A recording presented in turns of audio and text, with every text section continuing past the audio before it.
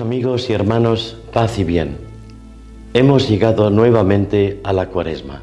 El primer domingo nos presenta a Jesús con sus tentaciones, como una verdadera escuela de conversión cristiana. El diablo tentador me empuja a prescindir de Dios porque yo reduzco mis necesidades a un pan que yo mismo puedo fabricarme, cual si fuera mi propia hada mágica, la primera tentación. O prescindir de Dios modificando su plan sobre mí, incluyendo aspiraciones de dominio que no tienen que ver con la misión que Él me confió, la segunda tentación.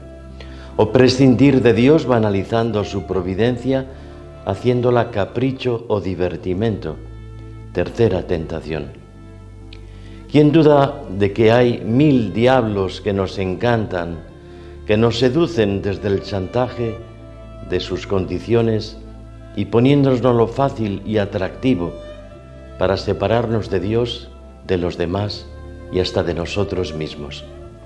La tentación en sí misma no es ni buena ni mala, es una consecuencia de nuestra condición humana y de aquel pecado original.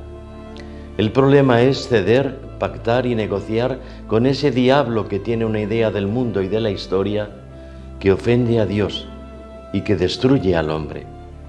La Cuaresma es un tiempo para volver a unir todo cuanto el tentador ha separado, unirnos a Dios, a los hermanos y unir también mi vida con el corazón que Dios me dio. Santo viaje en esta Cuaresma.